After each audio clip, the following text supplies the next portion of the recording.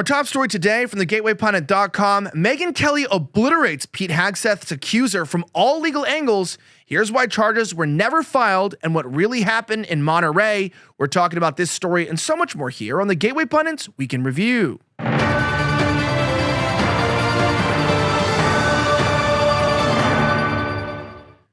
My name is Elijah Schaffer, and this is the Gateway Pundit's Week in Review. We cover the top 5 stories of the last 24 hours. We might be going through a few less stories today because we have one of the utmost importance. Jim Hoff reports.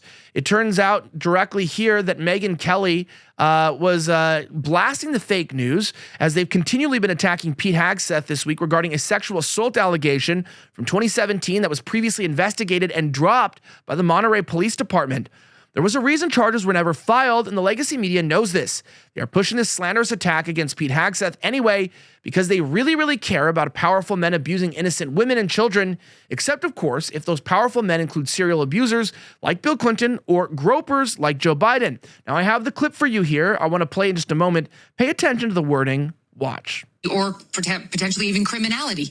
We don't get to know any of that, because we protect, quote, sexual assault victims, even if we don't know if they're a sexual assault victim, even if no one's ruled that they're a sexual assault victim. Even those of us at Fox News who came forward against Roger Ailes understood that our identities, like yours truly, would eventually be made known to him so that he could defend himself, and ultimately were leaked to the news anyway.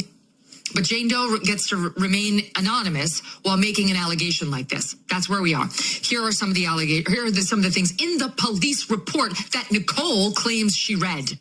Jane Doe was seen by an eyewitness flirting with Pete Hegseth at Knuckles Bar, which is attached to the Hyatt Regency at which they were both staying and in which he gave the speech, including touching his leg or arm prior to the alleged sexual assault. They were at Knuckles Bar around midnight.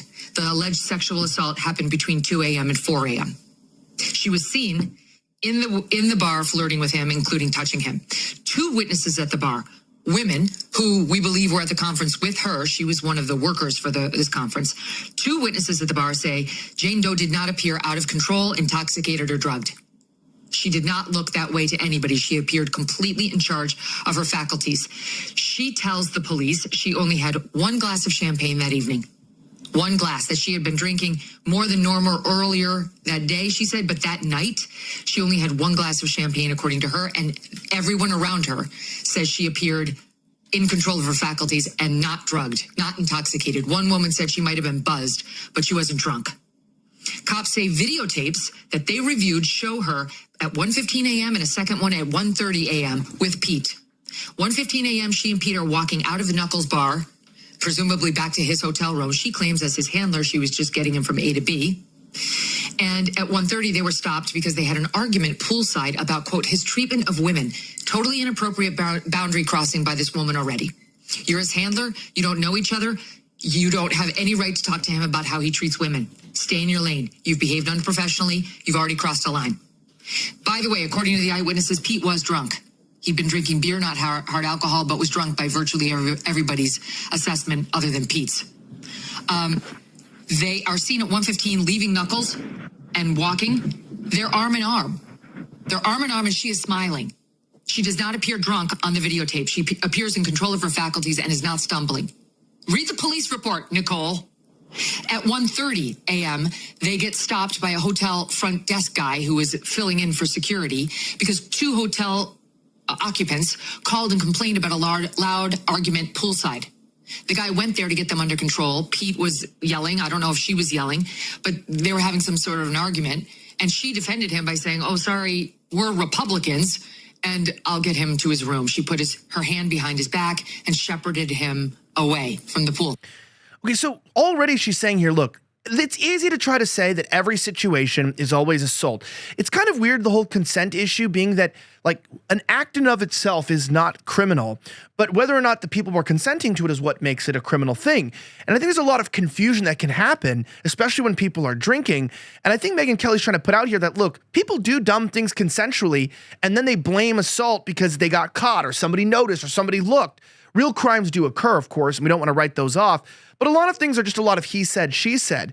And of course, she breaks it down even more, and I think it's pretty remarkable. And I want you to listen to this. Now, with the holidays upon us, Undertac is taking things up a notch. If you don't know what they are, take a look at my screen here. These are the best boxers and clothes in America that you're not going to want to miss. You can take that off the screen.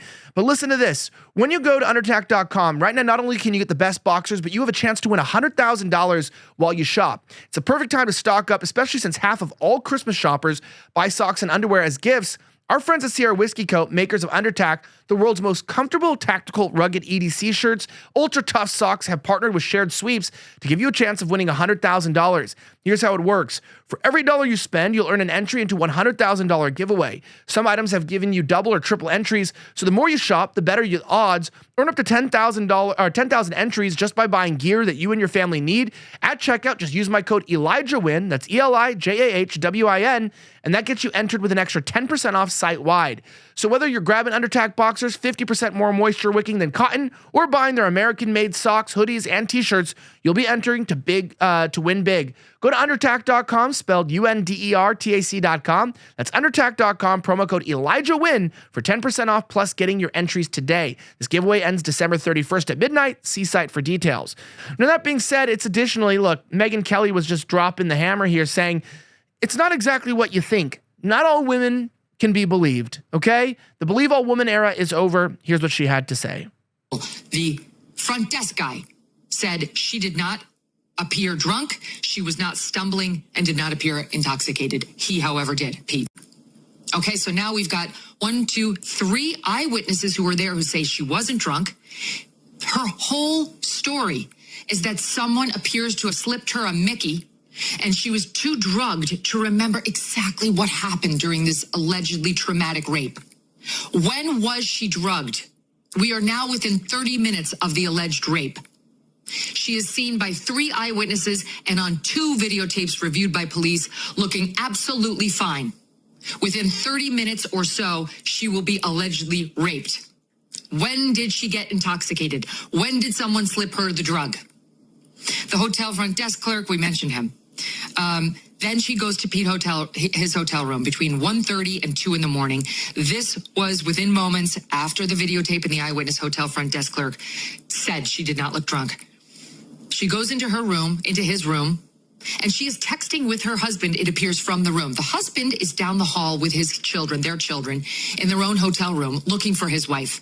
He texts her around 2 a.m. saying, I don't remember the last time you were out at 2 a.m. Like, where are you? And no response. And then after 2 a.m., he goes down to Knuckles Bar looking for his wife. No one's there. Then at 2 additional times, I think it was 2:56 a.m. and 3:40 a.m., he calls his wife's phone, no answer. She's still in there with Pete. According to the police report, she comes back home to her hotel room with her husband and her 2 children sleeping. The kids sleeping. I don't know if the husband was. He had just called her at 3:40. And according to the husband, she does not appear drunk. The husband says she's not stumbling, she's not slurring, and she's apologetic. And what does she tell the husband? That she, quote, must have fallen asleep.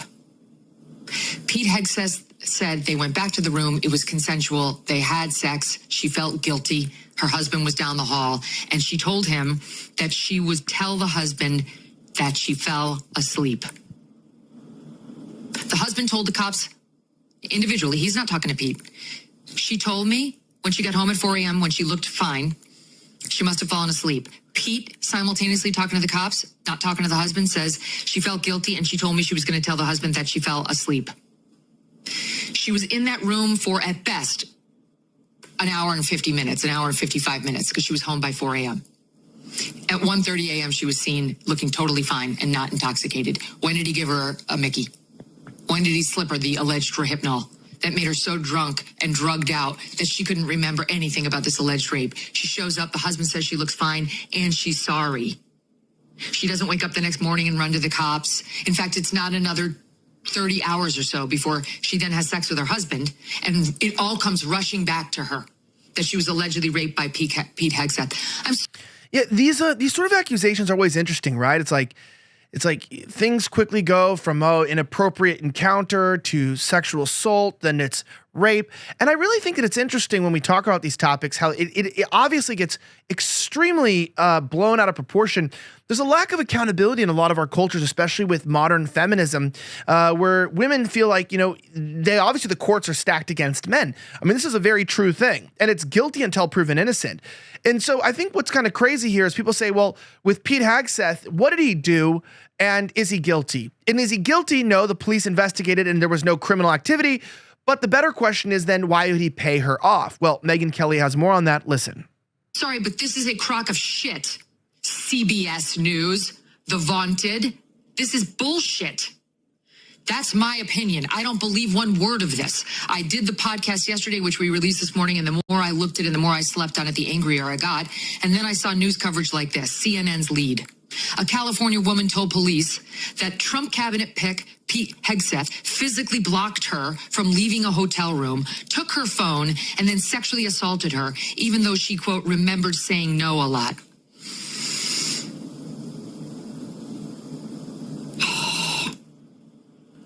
NBC lead line. A woman told police that Pete Hegseth, President-elect Donald Trump's choice for defense secretary, took her phone and blocked her from leaving his hotel room before sexually assaulting her in 2017 after a convention in California, according to official records of a police investigation released Wednesday.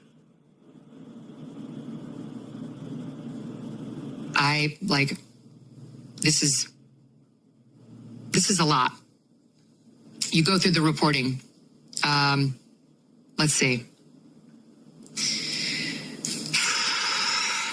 Looking at just okay. Who reported that she was back at her hotel room by 4 a.m. and her husband said she was not slurring or stumbling and that she was apologetic? New York Times, no. Washington Post, no. CNN, no. NBC, no.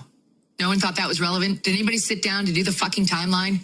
All you get in these reports is that the whole night was fuzzy. She was drunk for several hours or fuzzy, drugged for several hours.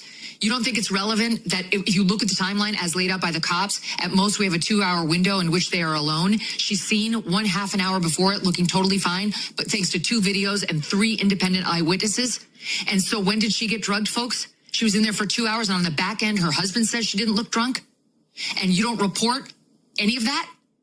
Nothing? None of that is relevant to you? Here's another thing. The police asked her to participate in a pretext call where she calls Pete Hegseth back and says, hey, remember that time you raped me? Why'd you do that, Pete? Why did you block the door and not let me out and do all the terrible things I told the cops you did? And guess what she said? No. No, I refuse.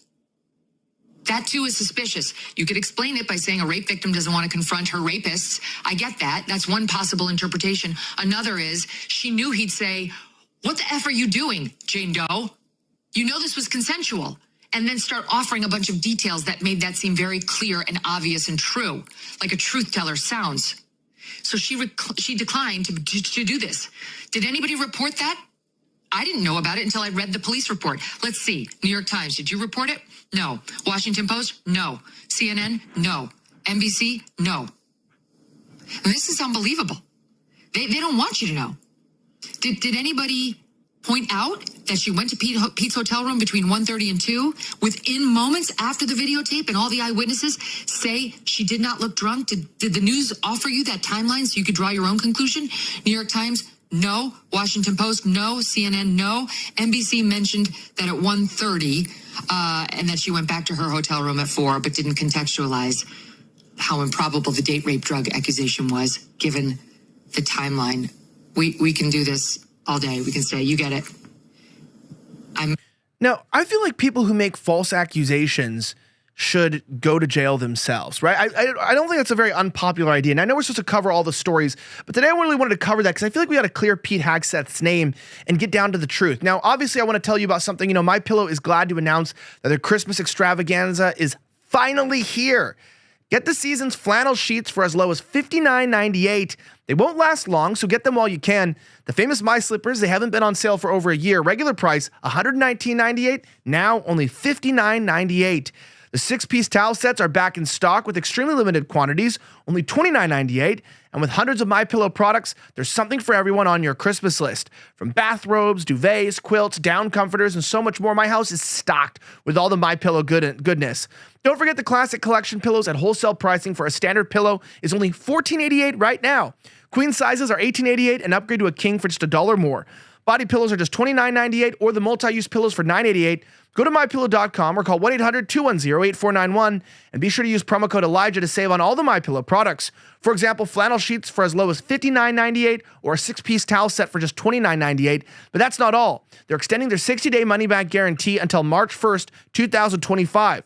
Plus, all orders over $75 or more ship absolutely free. So go to mypillow.com or call 1-800-210-8491 and use promo code Elijah to get the flannel sheets for only $59.98 today. That's ELIJAH, promo code at MYPILLOW.com.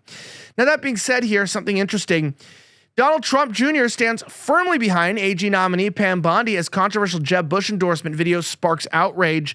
Jim Hoff reports that the political landscape erupted Thursday evening as President Donald Trump announced Pam Bondi, former Attorney General of Florida and a staunch Trump ally, as his nominee for the next Attorney General of the United States. Bondi's nomination follows Representative Matt Gaetz's withdrawal, a decision that shocked many in the conservative base. In his official statement, President Trump lauded Bondi's impressive record as a prosecutor and her leadership as Florida's first female attorney general. Quote, "I am proud to announce former Attorney General of the great state of Florida, Pam Bondi, as our next Attorney General of the United States. Pam was a prosecutor for nearly 20 years, where she was very tough on violent criminals and made the streets safe for Florida families. Then as Florida's first female attorney general, she worked to stop the trafficking of deadly drugs and reduce the tragedy of fentanyl overdose deaths, which have destroyed many families across our country. She did such an incredible job that I asked her to serve on our Opioid and Drug Abuse Commission during my first term. We saved many lives. For too long, the partisan Department of Justice has been weaponized against me and other Republicans, but not anymore. Pam will refocus the DOJ to its intended purpose of fighting crime and making America safe again.